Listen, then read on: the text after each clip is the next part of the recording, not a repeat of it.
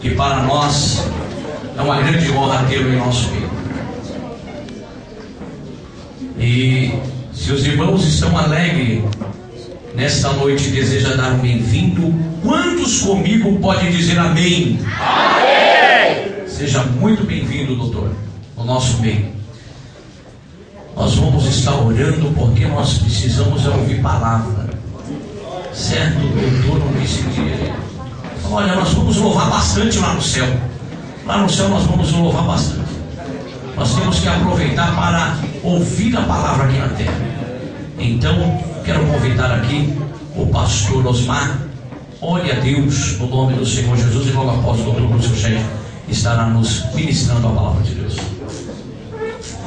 Senhor, meu Deus e meu Pai, meu Deus, nós te glorificamos e te exaltamos o teu santo nome, Pai, por essa oportunidade de estarmos aqui juntos, Senhor, para te glorificar e exaltar e bendizer o teu santo nome, Pai. Meu Deus, eu te agradeço, Pai, por essa manhã maravilhosa, Pai, que o Senhor tem nos concedido, Pai. Obrigado, Senhor, por essa oportunidade de estarmos aqui juntos nesse momento, Pai, para aprender mais e mais a Tua palavra, Senhor. Continua, Pai, nos abençoando nesta noite, Pai. Ó, Pai, usa o Teu Filho como um canal de bênção para nossas vidas, Senhor. É o que eu te peço e te glorifico em nome de Jesus. Amém. Ainda em pé no nome de Jesus.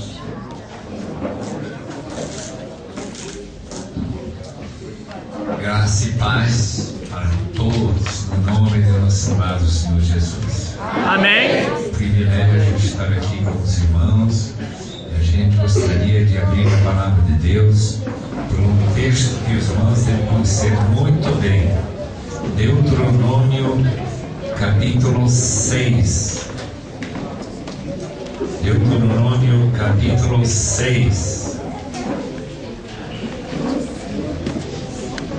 Começando com o primeiro versículo de Deuteronômio, quinto livro da Bíblia,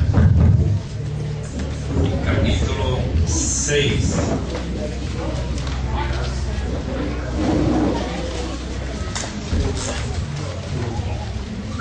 Quem encontrou? Amém. Todo mundo? Ótimo. Esta é a lei, isto é, os decretos e as ordenanças que o Senhor, o seu Deus, ordenou que eu lhes ensinasse, para que vocês os cumpram na terra para a qual estão indo para dela tomar posse. Desse modo vocês, seus filhos, seus netos temerão o Senhor, o seu Deus, e obedecerão a todos os seus decretos e mandamentos, que eu lhes ordeno todos os dias da sua vida, para que tenham vida longa. Ouça e obedeça, ó Israel, assim tudo lhe irá bem, e você será muito numeroso numa terra onde há leite e mel com fartura, como lhe prometeu o Senhor, o Deus dos antepassados. Ouça, ó Israel, o Senhor, o nosso Deus, é o único Senhor. Versículo 5. Ame o Senhor, o seu Deus, de todo o seu coração, de toda a sua alma, de todas as suas forças. Que todas essas palavras que hoje lhe ordeno estejam em seu coração. Ensine-as com persistência a seus filhos. Converse sobre elas quando estiver sentado em casa, quando estiver andando pelo caminho, quando se deitar e quando se levantar. Amarre-as como um sinal nos braços e prende-as na testa. Escreve-as nos batentes das portas da sua casa e em seus portões.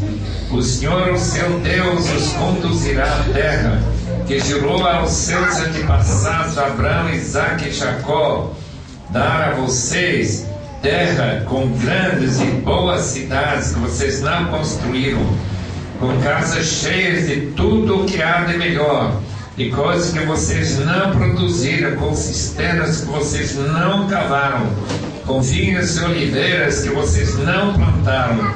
Quando isso acontecer, e vocês comerem e ficarem satisfeitos. Tenham cuidado, não esqueçam o Senhor que os tirou do Egito, da terra da escravidão. Temam o Senhor, o seu Deus, e só Ele prestem culto. Jurem somente por seu nome.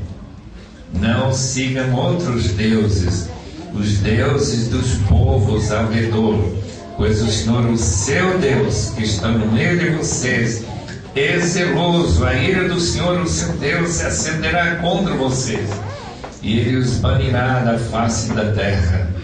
Não põe à prova o Senhor, o seu Deus, como fizeram em Massá. Obedeçam cuidadosamente os mandamentos do Senhor, o seu Deus, seus preceitos e decretos que Ele os ordenou. Façam o que é justo e bom perante o Senhor, para que tudo lhes vá bem, e vocês entrem e tomem posse da boa terra que o Senhor prometeu sob juramento seus antepassados, expulsando todos os seus inimigos de diante de vocês, conforme o Senhor os ordenou.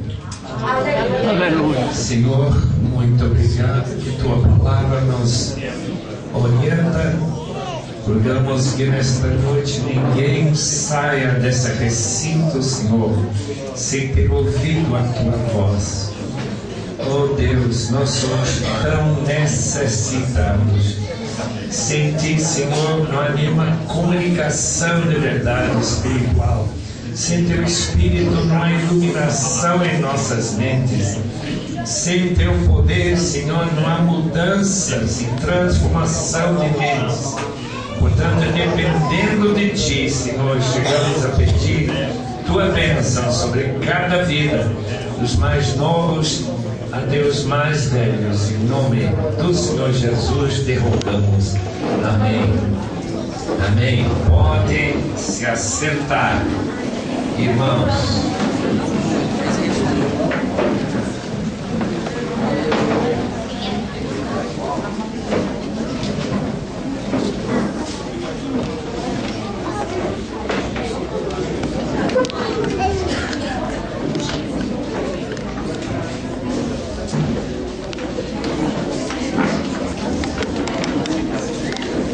Quando todos se acomodam,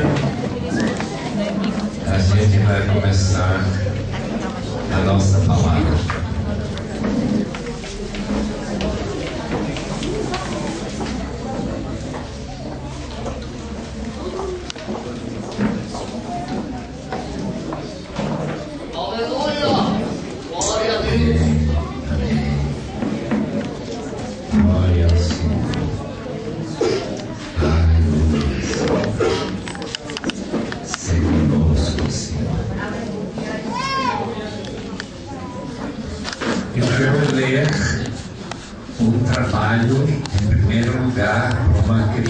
Porque esta noite estaremos conversando e falando sobre a família do crente, do cristão.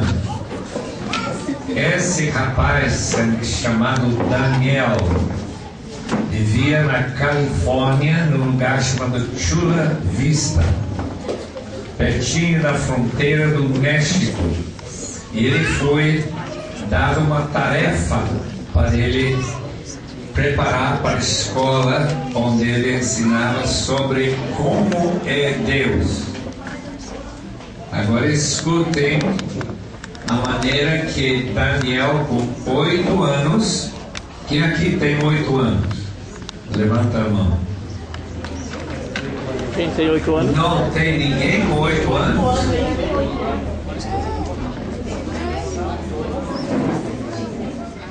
Eu acredito que alguém tem 8 anos aqui. Sou mais ou menos. Muito bem, vou ler. Aqui está o que o Daniel escreveu. Uma das tarefas de Deus é fazer gente. Ele faz pessoas para repor aqueles que morrem, para que haja bastante gente para para cuidar das coisas na terra. Ele não faz adultos, só bebês. Eu penso que a razão que ele faz bebês é que eles são menores e mais fáceis para fazer. Desse modo, ele não tem que gastar seu tempo valioso ensinando-lhes a andar e falar. Ele pode deixar isso para os pais fazer. Segundo, o trabalho mais importante de Deus é escutar as orações.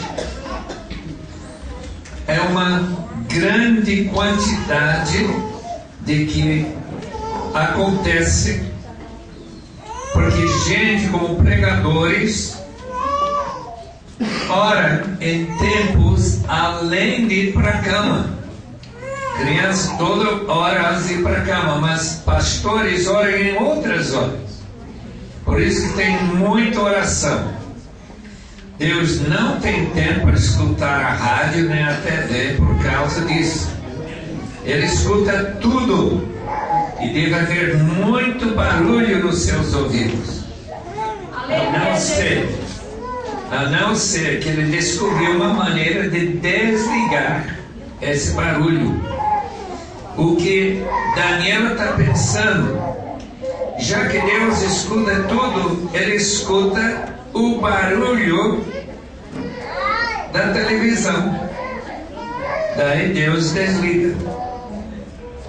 Ele tem um jeito de desligar. Deus vê tudo, ele escuta tudo, está em todo lugar, que o torna ele muito ocupado. Por isso você não deve desperdiçar o seu tempo passando por cima de sua mãe e seu pai para pedir uma coisa que eles disseram que você não pode ter. Em outras palavras, não vá para Deus para pedir alguma coisa que seus pais não admitem. Ateus são pessoas que não creem em Deus. E eu não creio que tenha ateu em Chula Vista. Pelo menos aqui não tem a nossa igreja. Graças a Deus. Jesus era o Filho de Deus. Ele antes fazia as coisas difíceis, tal como andar na água e realizar milagres e tentar ensinar o povo que não queria aprender sobre Deus, como o povo aqui da região.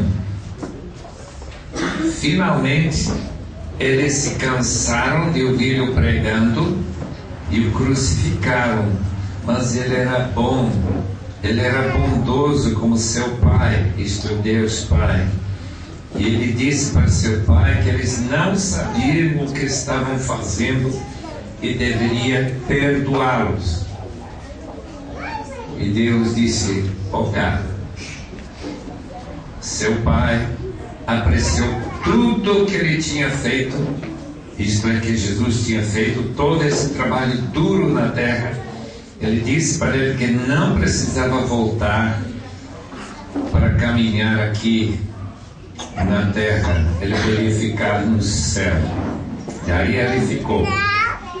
Agora ele ajuda seu pai, escutando orações e vigiando que as coisas mais importantes que ele pode cuidar, para que o pai não tenha que cuidar.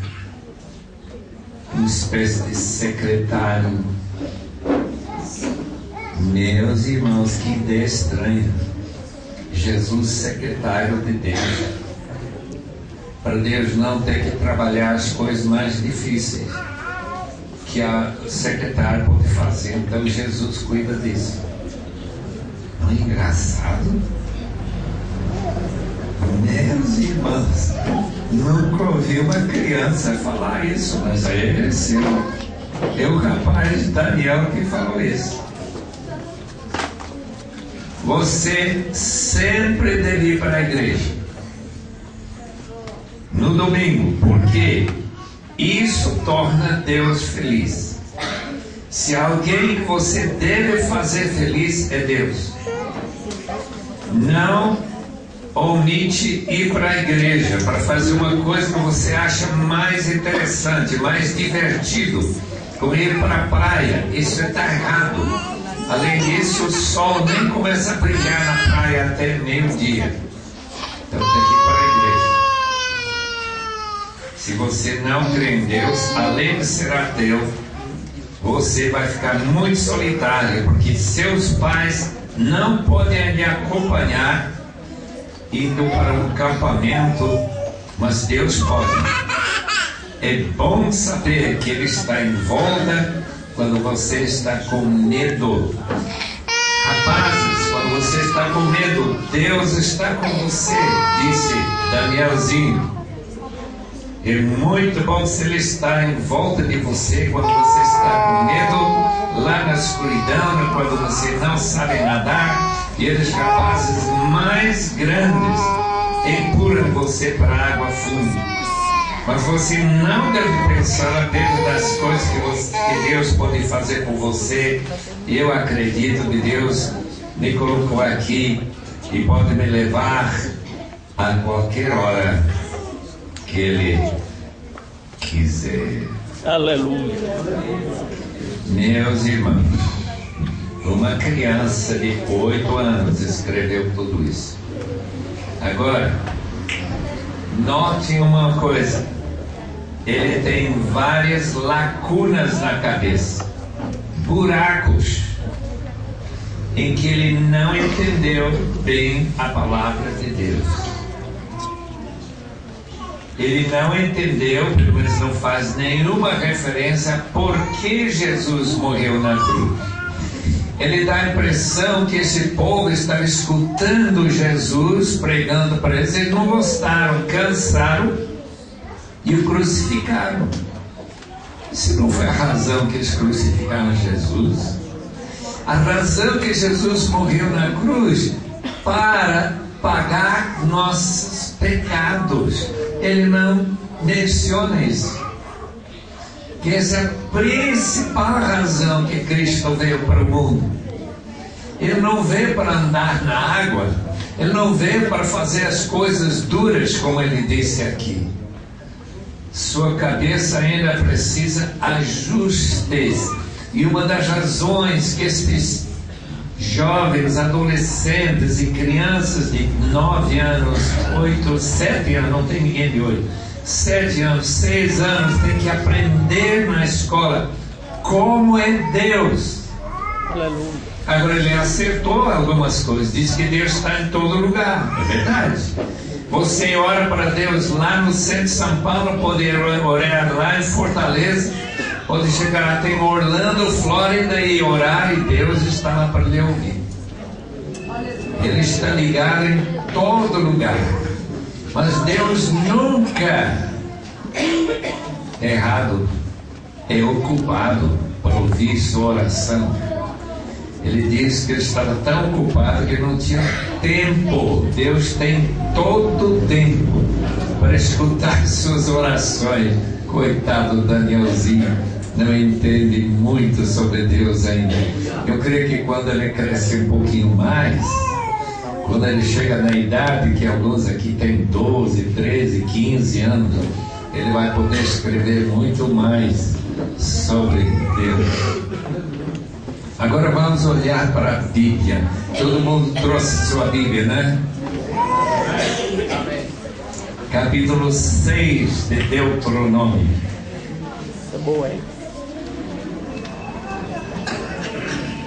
Começando no versículo 4. Ouça, ó Israel, o Senhor, o nosso Deus, é o único Senhor. Maria Aparecida, Fátima de Portugal. Nós morávamos há alguns anos atrás perto de Fátima. E a gente via pessoas, sabe que eles vão lá de joelho, cortando o joelho, quilômetros de joelho para chegar em Fátima, para pagar uma promessa. Por que meus amigos portugueses fazem isso? Por que pessoas vão para Aparecida numa romaria? Pergunto, por que não entendem que só tem um Deus,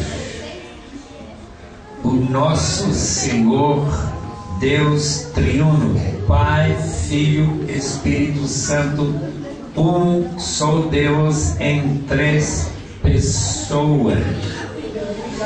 Uma vez eu perguntei em Braga, Portugal, se a Maria lá de Braga era a mesma Maria lá de Fátima.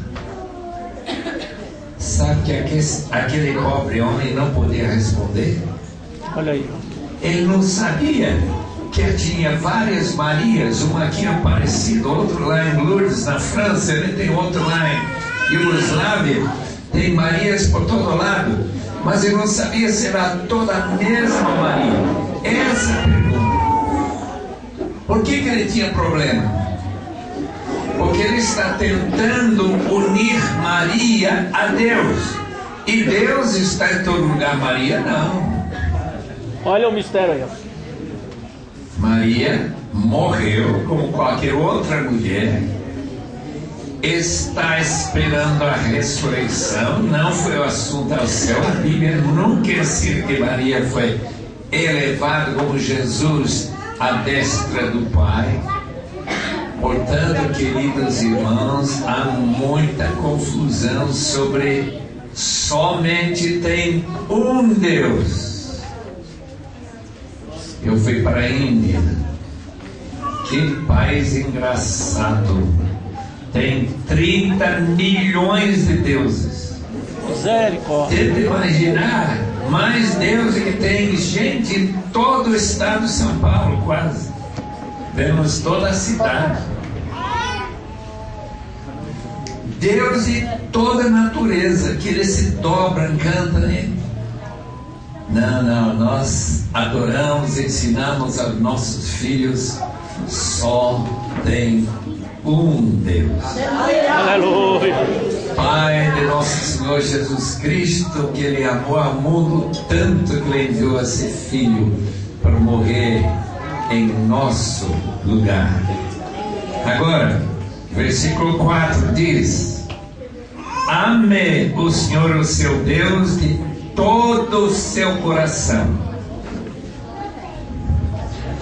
Qual é o pecado mais grave que o crente comete? Qual é o pecado mais sério, mais desagradável a Deus que você pode cometer? Alguém me falou esta manhã que ele tinha matado alguém. Talvez seja muito grave. Matar uma outra pessoa que Deus criou. Talvez você roubou alguma coisa lá na sua companhia, do seu pai, sua mãe, você roubou. É muito grave. Não roubarás, diz a palavra de Deus, não furtarás. Talvez seja você já cometeu adultério, mas o pecado mais grave que você pode cometer é não amar a Deus de todo o seu coração. É o primeiro mandamento, é o mais importante mandamento, amar a Deus.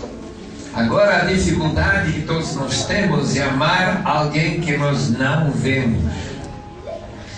Como é que eu vou amar Hugo Chávez, que está com câncer lá em Venezuela, presidente do país? Como é que eu vou orar amar Morales, lá na Bolívia, onde eu nasci? Como é que eu vou amar a dona Dilma, lá em Brasília, que eu nunca vi, nunca falei com ela, nem com eles, mas com Deus eu falo todo dia. Aleluia. Todo dia Deus fala comigo por intermédio de sua palavra inspirada. Qual a necessidade deste jovem que está caminhando aqui para falar com sua mãe? Qual a necessidade? É aprender a amar a Deus de todo o seu coração e não pecar contra Deus, negligenciando, nunca falando com Ele, nunca lendo a sua palavra. Quando eu era criança do tamanho dele, lá na Bolívia, primeira tarefa, limpar a rua, varrer a rua. 6 horas da manhã, a gente pula da cama, vai vestindo rapidamente e vai varrendo a rua. Eu não gostava porque a gente está com fome para o café da manhã. Depois de varrer a rua, faz um ciclo, uns 4 filhos, papai e mamãe, missionários na Bolívia. Primeira coisa, estava a ler a palavra de Deus. Por que ler o capítulo da Bíblia todo dia? Para saber o que Deus quer para nós, para que nós, amando, possamos obedecer-lhe.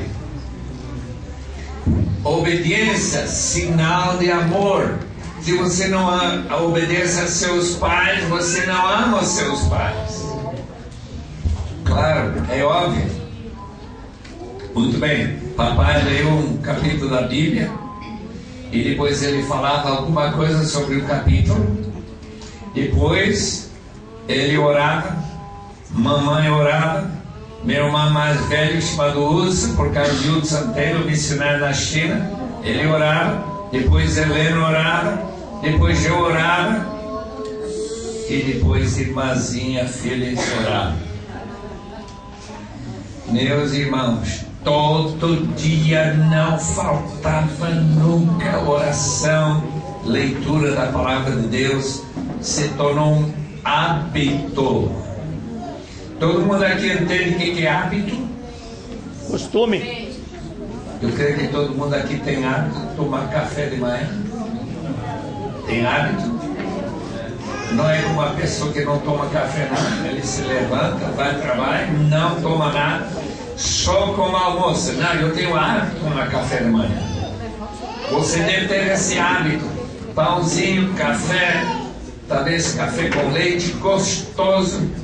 O que diz o pastor Barnhouse, que era o meu favorito pastor quando eu era criança, jovem? Não Bíblia, não café. Antes de tomar café, leia a palavra de Deus e fique em comunhão. Por quê? Porque você ama a Deus de todo o seu coração. Se sua esposa, você está casado, você ama essa esposa, como o pastor Calixto, um grande irmão brasileiro que está em Portugal hoje, lá em Vila Real. O que ele fazia? Todo dia, quando ele acorda, beija a mamãe, a esposa. Quando ele dá graça a Deus, outro beijo para a mulher. Quando ele dá graças pelo almoço, outro beijo. Olha, meus irmãos, aquela mulher é muito beijada. Olha aí. Para quê? Para ela saber que ela é muito amada. Você beija a Deus? Você mostra que você tem amor pelo Senhor? Ou você fica só pensando no São Paulo Futebol Clube? Ou talvez os corintianos, os coitados palmeirenses, o que for. Não, eu quero amar a Deus muito mais que os palmeirenses. Eu quero amar a Deus muito mais do que aquele jogador Neymar. Nem sei quem é. Ele é bom, né?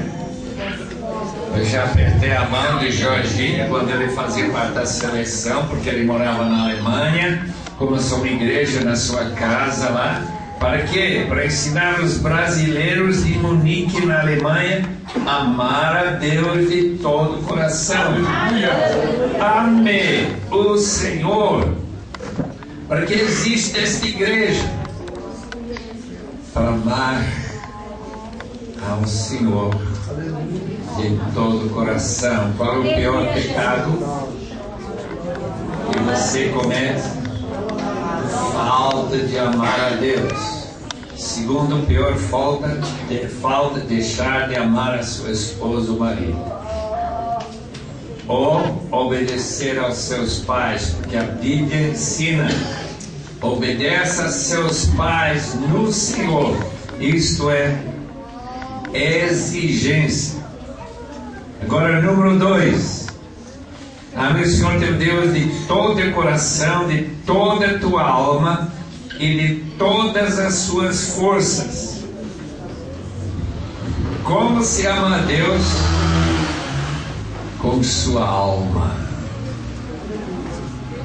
Com o coração a gente entende sentimentos do coração. Eu amo a esposa de coração, mas agora vamos amar pela alma. Como que você ama a Deus pela alma? Isso é complicado. Eu vou tentar explicar. Amar a Deus com sua alma são as decisões que você toma, que Deus pede de você. Eu trouxe aqui para ler para vocês a decisão do Betty Stan, S-T-A-N. O seu sobrinho foi meu companheiro de quarto, dormia numa cama ao lado, no mesmo quarto comigo, lá para as idas de 1949 ou 50. Eu não sei onde que você estava nessa data, mas eu estava dormindo com o sobrinho de Betty Stan. Betty Stan casou com João Stan. João Stan foi tio deste meu colega de escola. Agora, escuta o que essa mulher, antes de ir para a China como missionário, o que ela escreveu? Vou ler para os irmãos. Ela escreveu na Bíblia do Betty Elliott. Betty Elliott foi colega meu lá na escola de Wheaton, Illinois. Senhor, eu entrego todos os meus amores, propósitos, todos os meus desejos, esperanças, e aceito a tua vontade para a minha vida. O que é a vida? Sua alma. Eu dou a mim mesmo, minha vida. O que ela está dando? Sua alma ao Senhor. Tudo completamente a ti, para ser teu para sempre. Enche-me, sela-me com teu Espírito Santo. Usa-me como tu queres. Manda-me onde você quer. Opera tua inteira vontade na minha alma, vida. Qualquer que seja o preço, agora e para sempre. Pergunto: o que aconteceu com aquela mulher? O que aconteceu com seu marido e seu bebezinho de alguns meses, quando foi cercada lá no interior da China? Interior da China, cercada pelos comunistas de Mao Tse-tung. Entraram na casa, forçaram a casa, pegaram o marido, senhor João Stan, tio do meu companheiro de quarto, sua esposa, e forçaram eles a caminhar só com roupa interior, para vergonha de todos eles. Depois faça esta pergunta: você pode negar a Jesus e voltar para sua terra, Estados Unidos, ou você vai ser decapitados? Eu queria saber o que você diria nesse caso, se esta noite chegaram os soldados do Mao Tse Tung e lhe dar esse privilégio de escolher: ou você nega Jesus, ou você tem sua cabeça decepada do seu pescoço e esse cabeça rolar no chão.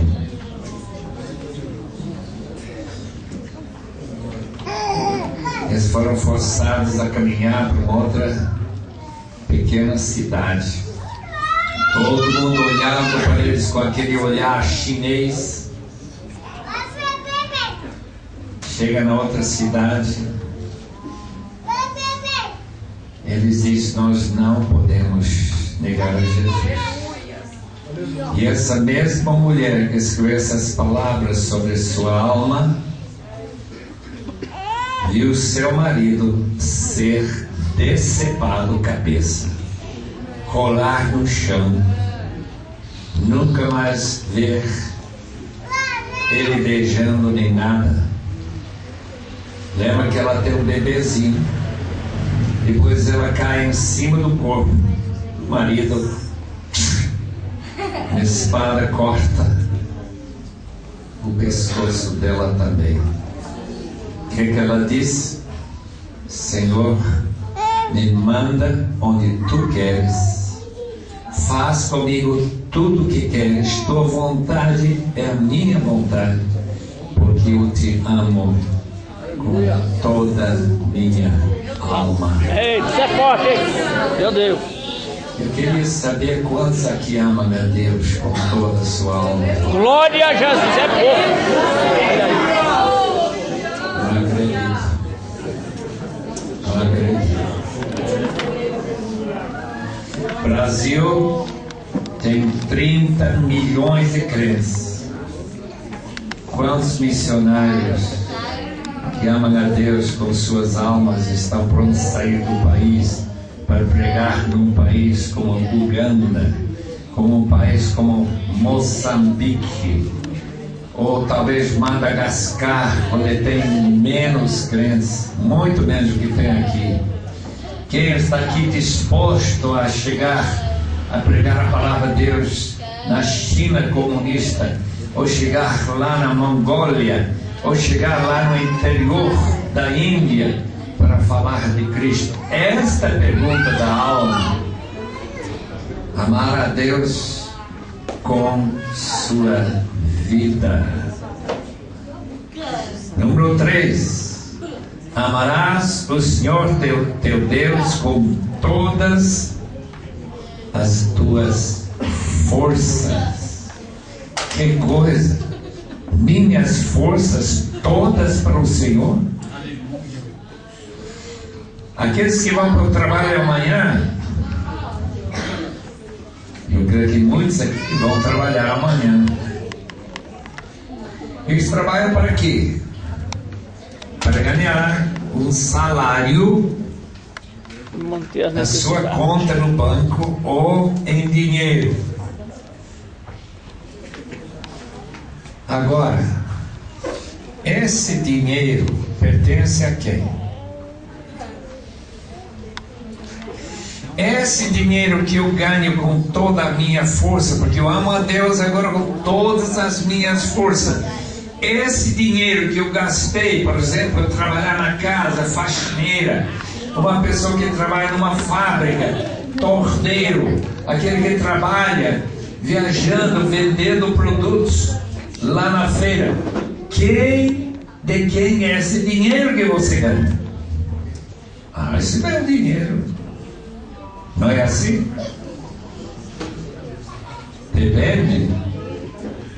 Se você ama a Deus com toda a tua força, esse dinheiro é de Deus, porque você gastou suas forças, que Deus, que você ofereceu a Deus todas elas, então o dinheiro é dele. Qual é o problema? Sem dinheiro a gente não come. E sem comida, o que acontece com a alma? Morre. Então você vai ser enterrado. O que Deus espera da gente?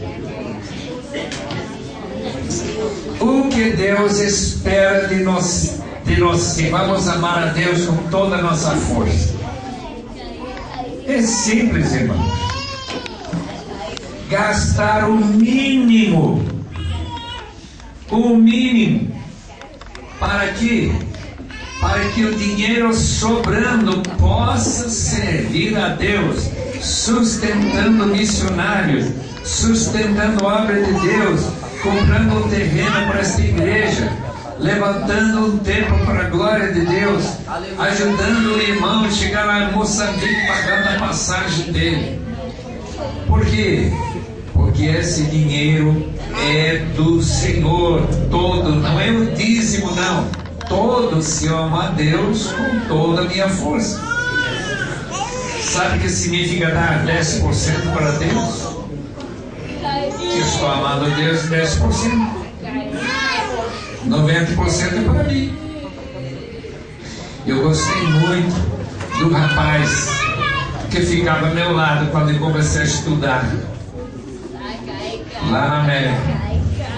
O pai dele se chamava Letourneau, nome francês. Ele dava 90% para Deus e ele ficava com 10%, porque ele não precisava mais de 10%. E eu acredito que vocês precisam 90% para sobreviver. Tem que pagar a luz, tem que pagar a casa, se aluga a casa, tem que pagar supermercado. Você não pega alimento e sai caminhando, não, isso não pode, tem que pagar. Então eu pago com o dinheiro do Senhor, o que sobra sempre dele.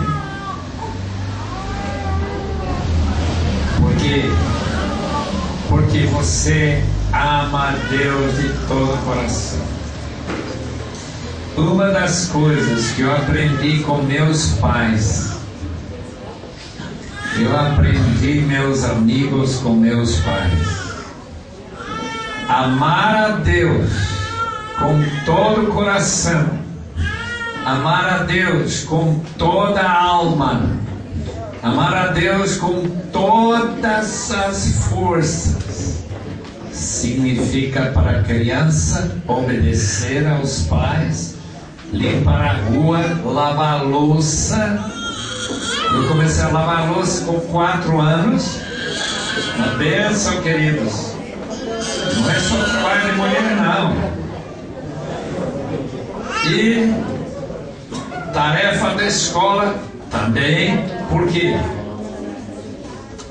Porque obedecer aos seus pais é amar a Deus de todo o seu coração, com toda a sua alma e com todas as suas forças. Eu tive que cortar lenha, e nós não tínhamos gás, a gente tinha um fogão a lenha, então a gente tinha que cortar lenha, e a gente tinha que carregar água, não tinha água torneira em casa, né?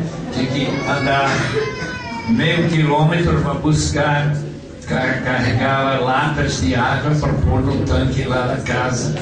Essa é a razão que a gente aprendeu a não murmurar, não dizer: mamãe, estou cansado e não vou carregar água hoje. Não, você vai carregar hoje, mesmo que está cansado, você carrega. Está vendo, irmãos, o que significa amar a Deus? Amar a Deus de todo o seu coração. Vamos ler o que diz versículo 6. Que todas estas palavras que hoje lhe ordeno estejam em seu coração. O que meus pais disseram? Você quer sobremesa no domingo? Porque para mim, sobremesa era a parte da refeição da semana. Só tinha refeição com sobremesa domingo a meio-dia, 1h da tarde. Outras refeições não tinham sobremesa. Você quer sobremesa? Tem que decorar a palavra de Deus. Decorar. Todo domingo, na escola dominical, repetir um versículo da palavra de Deus. Que bênção, porque até hoje eu lembro esses versículos que a gente lê. Aleluia. Glória a Deus. Aleluia. Por quê? Porque criança precisa de incentivo. A melhor maneira de levar a criança a decorar é prometer coisas que a criança quer. Eu estive na casa de um missionário chamado Staki e Dana, sua esposa. As crianças, eu acho que tinham 7, 5 anos, disseram: mamãe, podemos ligar a televisão? Vocês sabem que isso tem 1 hora por semana, não por dia não. 1 hora por semana que podem acompanhar a televisão. Eu recomendo 1 hora por semana. Diz: nós queremos agora. Sábado de manhã eu estava na casa, então eu vi a mãe parar de limpar a casa, sentar com eles, essas crianças, ligar um desenho animado, e depois a mãe faz pergunta: o que você aprendeu, meu filho? Olha aí, ó. O que você entendeu com esses animais lá? Por quê? Porque assim é que a criança aprende. E assim que a pessoa começa a inserir na cabeça esse osso vazio aqui, né? Não está vazio. Está com cérebro. Esse cérebro precisa de aprendizado. E com isso, a criança, em vez de ficar aprendendo com Faustão, em vez de aprender com aquela gente que não conhece a Deus, não fala nada de Deus, você vai aprendendo junto com a mãe, junto com o pai, o que Deus quer da gente. Aleluia. Como que você vai gastar a sua vida? Qual vai ser a sua maneira de gastar dinheiro? Como que você vai criar amizades? Eu gostei desse versículo 6, irmãos. O versículo 6 diz que todas essas palavras que hoje lhe ordeno estejam bem fundo no seu coração, decorados, pensados, meditados.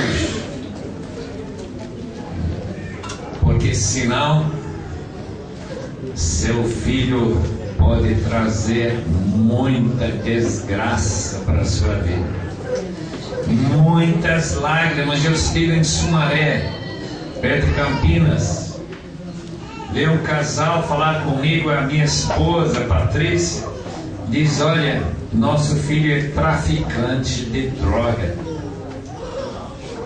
ele vai ser morto, nós sabemos que ele vai ser morto. O traficante nunca sobrevive mais de uns poucos anos por causa das brigas que tem nas gangues.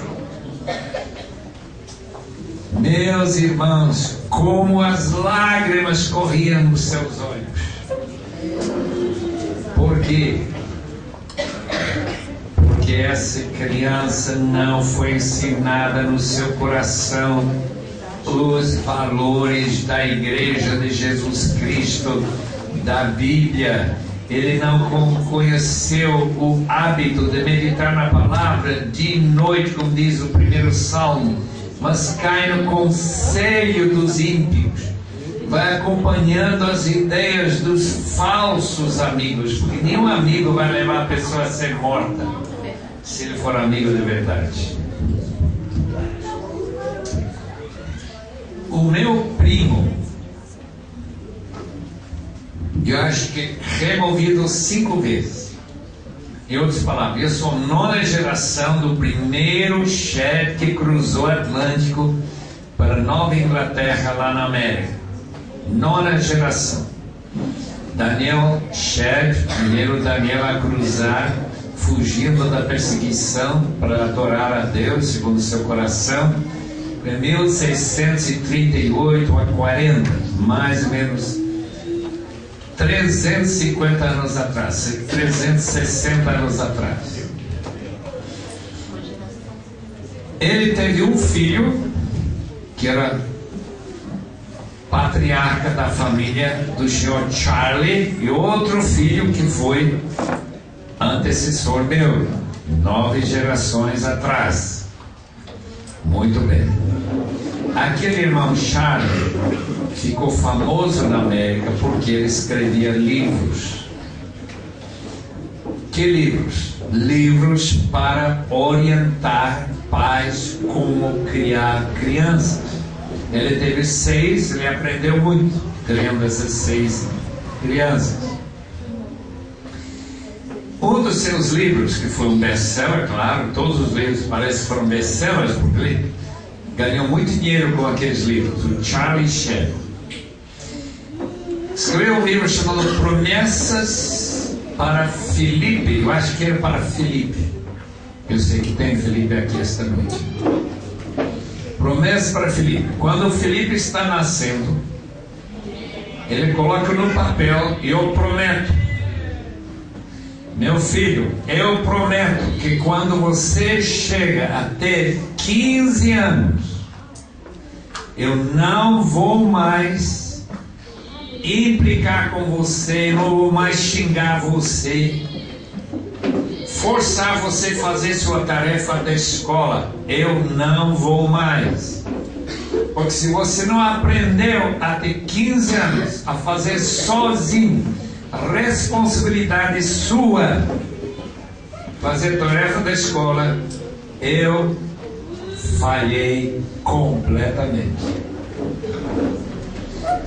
Eu estou adivinhando, que eu não lembro as datas, mas ele diz mais ou menos assim: quando você tem 16 anos, eu não vou mais questionar os seus amigos. Você pega o amigo que quiser, porque se eu não ensinei você até 16 anos que tipo de jovem pode ser seu amigo, quem não pode ser, eu falhei inteiramente. Eu prometo, até 16 anos você vai ter liberdade de escolher o amigo que quiser. E agora, quando você chegar a 17 anos, estou imaginando, foi a data mais ou menos, eu não vou mais questionar que hora que você volta para casa, porque se você não aprendeu até 17 anos a voltar antes da mamãe começar a preocupar-se: onde está o meu filho? Felipe, eu falhei inteiramente. E quando você tem 18, vou pagar metade do seu carro. Eu nunca vou pagar todo o seu carro. Eu não acho certo pagar. Porque você tem que aprender a poupar dinheiro, não gastar em tudo que você quer. E se você pega uma multa, eu vou pagar metade, porque não ensinei você a respeitar todas as regras do motorista. E você vai pagar a outra metade. Está vendo, irmãos? O que significa esse versículo? Todos os ensinamentos dos pais têm que ser firmes no coração do filho. Ele tem que saber o que significa Efésios 6, versículo 1. Filhos, obedecem aos seus pais, porque isso é certo, e você vai ter longa vida na terra. Não só vai ter longa vida, vai ter uma boa vida, sem preocupações. Não vai ter telefonema à meia-noite: seu filho está aqui na delegacia, foi pego roubando alguma loja assim de 24 horas, uma coisa dessa. Deus me livre, nunca aconteceu comigo. Eu espero que nunca aconteça com ninguém aqui. Por quê? Porque você ensinou seu filho a obedecer, amar a Deus de todo o coração, colocar Deus em primeiro lugar e seguir os passos do Senhor. Aleluia! Podemos ir para frente? Vamos lá. Cadê o glória, Chico? Ensine com persistência aos seus filhos. Converse sobre elas quando estiver sentado em casa, quando estiver andando pelo caminho, quando se deitar e quando se levantar, sempre conversando sobre o quê? A lei do Senhor. A lei do Senhor. Honestidade, integridade, responsabilidade, sempre falar a verdade. Eu não lembro quantos anos eu tinha quando meu pai pegou um chicote do seu cavalo, ele andava a cavalo lá na Bolívia, pendurou atrás da porta da cozinha e disse: nesta casa nunca vai se mentir, nunca. E nós olhamos para aquele chicote que não era para criança, era para cavalo, mas funciona muito bem para ensinar criança. Sabe uma coisa que criança aprende? Tudo que dói aprende. Se não dói, não aprende. Aleluia, Jesus! Chicote atrás da porta. Nunca mentir. Se você fala que vai fazer, faça exatamente o que você fala. Não precisa assinar contrato no cartório. Por quê? Porque eu falei, vou fazer, vou pagar, pago. Meus irmãos, nunca menti. Por que eu não podia nem pensar em divorciar a minha esposa? Mesmo que eu perca meu amor por ela, mesmo que eu não goste a sua maneira de ser, depois de tantos anos de casado, 54, a semana passada, outra semana. Porque no dia 22 de junho de 1957, numa igreja, diante de uma multidão como essa, eu prometi a ela: eu nunca te deixarei, nem a doença, nem qualquer coisa. Por quê? Porque assim diz a palavra de Deus: somos uma só carne, até a morte nos separar. E graças a Deus por chicote atrás da porta. E se for ruim? Porque mesmo que meu pai já foi para a glória há muito tempo, 78, eu estou com medo do chicote de Deus. Será que eu posso mentir para minha esposa e deixar ela ir embora, deixar ela sofrendo sozinha? Meus irmãos, será que eu posso guardar todo o dinheiro no banco em meu nome e não permitir que ela tenha dinheiro para comprar alguma coisa? Nunca. Por quê? Porque ela é uma só carne comigo. E essa promessa que eu fiz em 22 de junho de 57 é uma promessa chicote atrás da porta. Segundo meu pai falou para todos nós, menos a minha irmãzinha que não tinha nascido, eu acho que eu só tinha 4 anos. Nesta casa nunca vai se falar com a mãe sem respeito.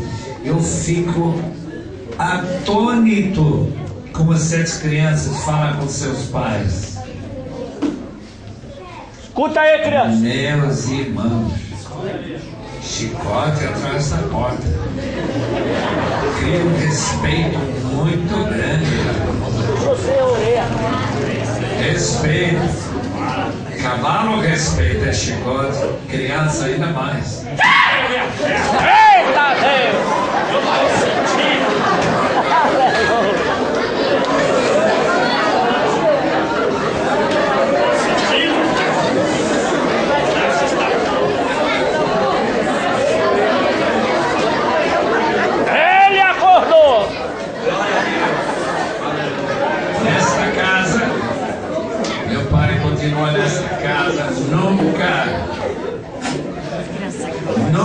quase pronunciar um palavrão sequer. Nunca. Olha no chicote. Criança aprende. Até hoje, se eu escuto alguém falar um palavrão, já arrepio. Porque quando eu tinha lá para os 4 anos, papai disse nunca. Ana Bolívia sempre falava muito palavrão. Era a coisa mais fácil repetir um palavrão. Se não fosse aquela palavra, chicote atrás da porta. Irmãos, Percy, 5 anos, 5 aninhos, nunca tinha apanhado. Ele era filho do inventor da espingarda Maxim, muito usada na Primeira Guerra Mundial. Morava lá em Brooklyn, Nova York. Um dia, ele fez uma coisa tão ruim, não sei o que foi, 5 anos. Mamãe disse, olha, hoje, meu filho, você vai apanhar. Primeira vez. Quando teu pai voltar do laboratório, você vai apanhar. Garantido. Agora, o pequeno Percy nem sabia o que significa apanhar. Não sabia. Cortar. Papai chega, mamãe sussurra no ouvido dele. O Percy fez tal coisa, ele precisa apanhar. Papai diz assim, tá certo. Naquela noite no jantar, ninguém fala nada. Parece uma nuvem que está pairando em cima da mesa. Nuvem escura. Depois papai pega o jornal, lê 2 minutinhos, depois ele fecha com certo vigor. Diz, meu filho, vá lá cuidar desse negócio de apanhar. Ele pega o filho pela mão e vai subindo lá para o soltão, lá em cima, né? Lá tem uma cama, uma coxa. Tira a coxa. Filho, precisamos de alguma coisa para me bater. Uma coisa, por exemplo, pode ser pau, pode ser... Você pega. Então ele vai correndo lá abaixo, ele pega cabo de vassoura, ele pega cordão, ele pega pau, ele pega qualquer coisa que dá para bater. Agora o pai tira o paletó, vai enrolando as mangas, diz, eu vou pegar uma e você pegou. Vamos testar, porque não queremos quebrar osso. Vamos testar nessa cama. Então o papai começa a bater com toda a força. Filho pensa, 5 anos, bate com toda a força, poeira por todo lado. Mamãe lá começa a tremer, pensando que vai ser o filho que vai apanhar agora. Até suando, cansado de bater nessa cama, ele simplesmente olha bem fundo nos olhos do seu filho e diz, na próxima vez é você. Sabe o que ele aprendeu? Ele aprendeu.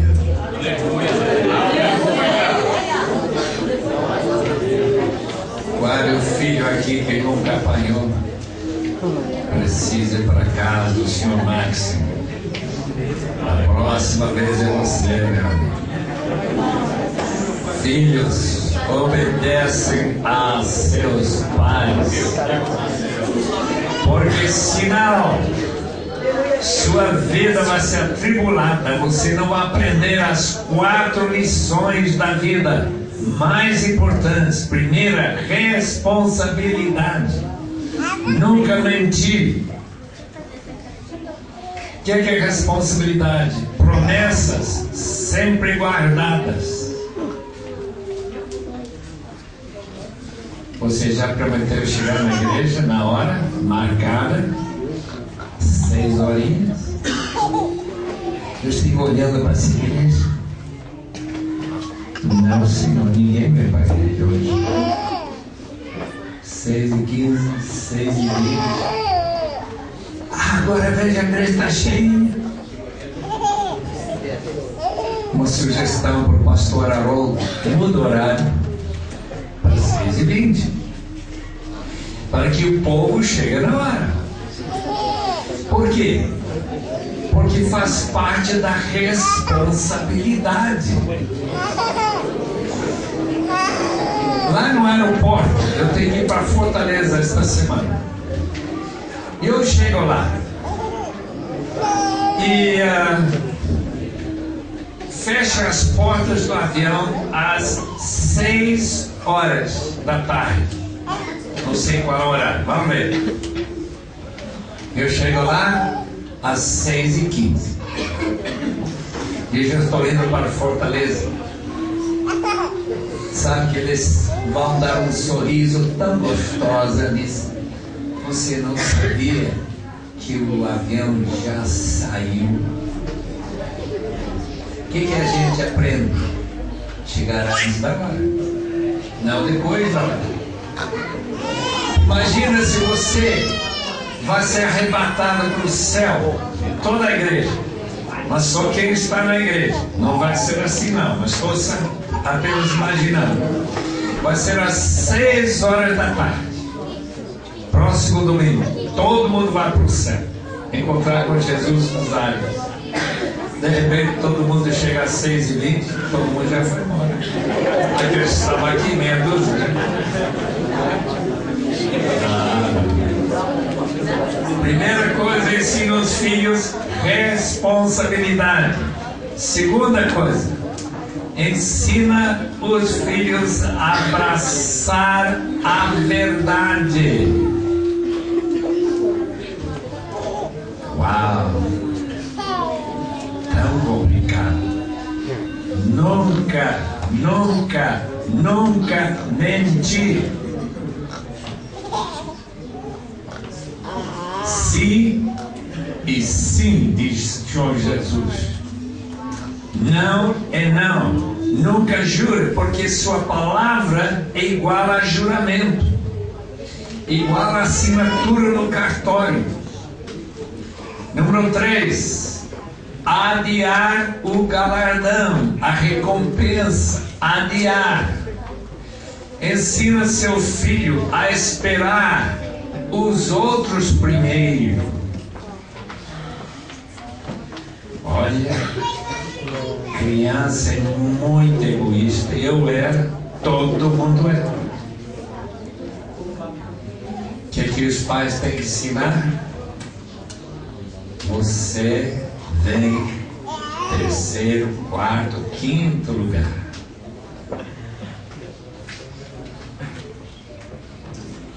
Você não pega o pedaço do bolo maior, porque você não é a pessoa mais importante. Deus é a pessoa mais importante.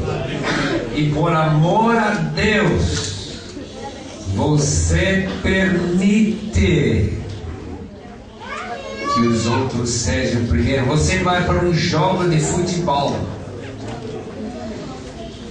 e não tem lugar para mais do que 5 jogadores de cada lado, mas tem 11, 12. Eu aguardo. Porque a criança que não aprende a aguardar sua vez, ser depois dos outros, vai ser a pessoa que vai ficar com o namorado, ter relações sexuais antes de casar. Não vai poder esperar porque não aprendeu a esperar. Resultado: desgraça, sofrimento, prisão. Prazer sempre depois do sofrimento. Tarefa da escola primeiro, se permite a televisão só depois, porque Jesus diz primeiro tribulação e depois o céu. Não o céu primeiro, depois a tribulação. Imagina se Deus tiver feito ao contrário. Você vai para o céu e depois volta para a terra para sofrer. De jeito nenhum. Bem, o relógio está caminhando, está quase na hora de parar, mas talvez tenha algumas perguntas assim. Converse sobre elas quando estiver sentado em casa, quando estiver andando pelo caminho, quando se deitar e quando se levantar. Amare-as como um sinal nos braços, versículo 8. Prende-as na testa, escreva-as nos batentes das portas de sua casa e em seus portões.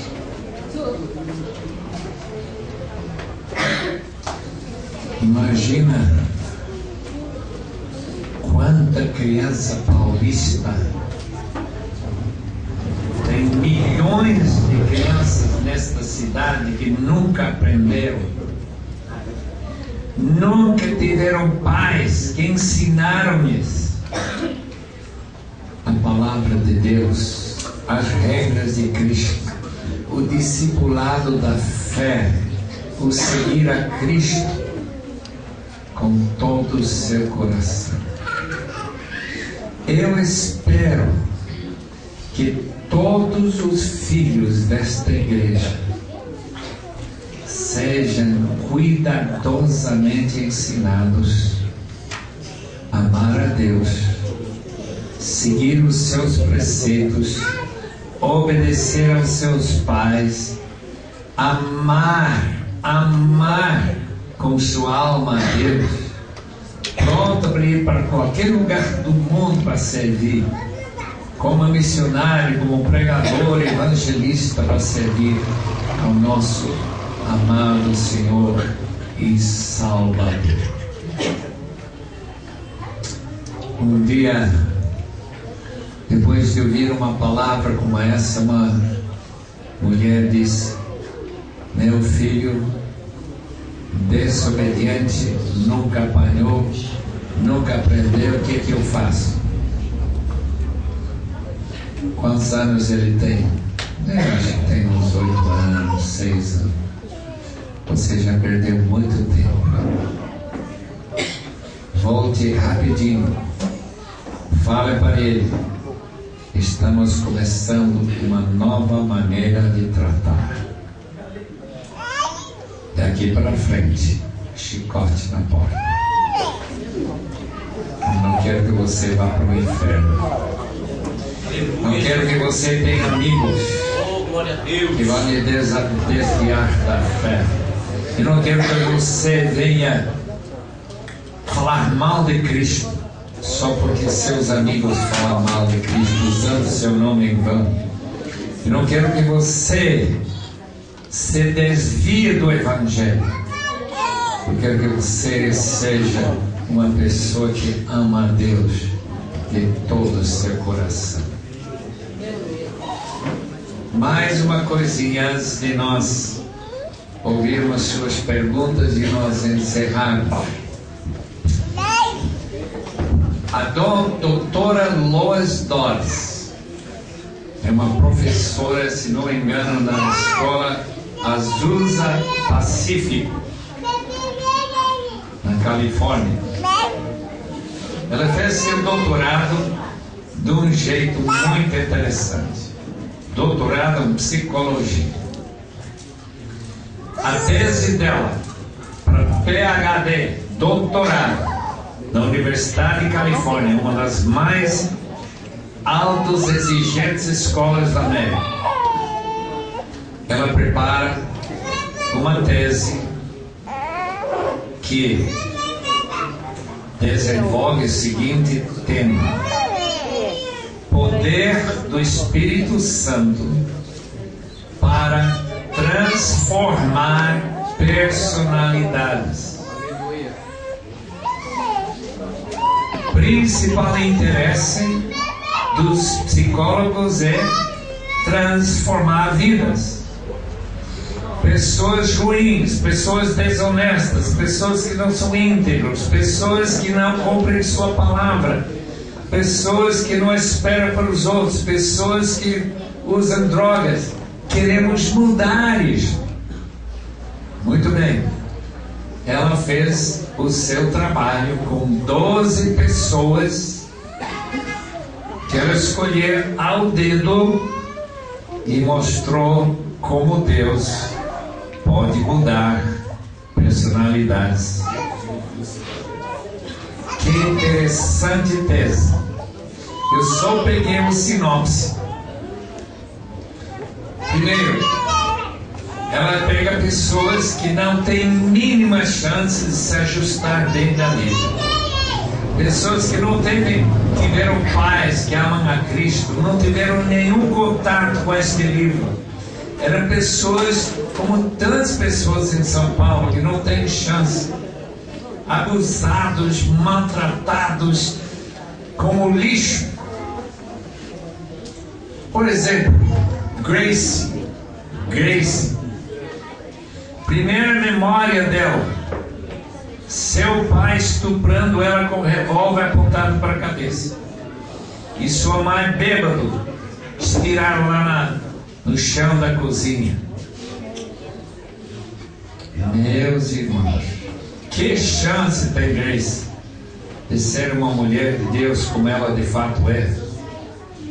Porque um dia ela conheceu o Senhor Jesus Cristo e se tornou uma pessoa não somente muito bem ajustada, mas uma pessoa que ganha pessoas para Cristo, leva muitos a Cristo. Número 2, tem um rapaz que vem de um lar tipo espírita, envolvido com os poderes demoníacos. Hoje é uma bênção esse rapaz chamado Hans. 12 pessoas, todas elas, o imenso sucesso para a obra de Deus. Por quê? Porque o poder do Espírito Santo é dar para pessoas que não têm pais crentes, pessoas que nunca tiveram contato com o Evangelho. Quando Jesus vem tocar as suas vidas, eles vêm a conhecer e amar ao Senhor de todo o coração, de toda a alma e de todas as suas forças. A doutora Lois colocou as seguintes características dessas pessoas que não precisam de nenhuma ajuda psicóloga ou de psiquiatra. Primeiro, reconhecimento de sua vulnerabilidade. Sabe o que é isso? Se liga, você não tem forças próprias, você depende de Deus, depende da oração, porque você tem tanta memória ruim. Imagina ser estuprado pelo pai com um revólver na cabeça. Não posso nem imaginar como ela tem memórias ruins, mas vulneravelmente esperando Deus retirar essa memória e nem lembrar. Número 2, tomando iniciativa na busca de Deus. Crianças que, à medida que eles se convertem, vêm buscando a Deus de todo o coração, oração todo dia, lendo a palavra de Deus, decorando textos bíblicos. Número 3, profundo reconhecimento que Deus está presente continuamente com ele e que ele é uma pessoa com que você pode conversar e tratar. Número 3, reconhece Deus como fonte, propósito, significado e tudo mais de todos os benefícios. Eles se veem como parceiros de Deus, estão trabalhando, colaboradores com Deus. Se reconhecem fracos, mas experimentando o poder de Deus quando Ele realiza os propósitos de Deus no mundo. Eles creem que experimenta algo sobrenatural, efetuando mudanças pela ação divina na vida dessas pessoas.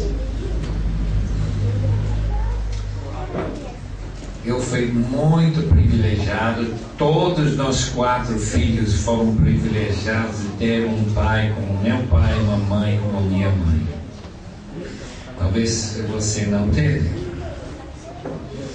Talvez você precisa do próprio Espírito Santo para ser seu orientador, seu disciplinador, seu confiante, companheiro e parceiro para mudanças que você precisa fazer. Minha palavra esta noite é: confia no Senhor de todo o seu coração. Eu creio. Busque a Deus em primeiro lugar. Reconheça que Ele é a pessoa que você tem que obedecer. Conhecer todos os seus conselhos na palavra. E no fim, obedeça. Obedeça. Você vai ser uma bênção e vai com certeza gozar de muita alegria no céu quando Ele voltar. Deus abençoe a todos. Aleluia.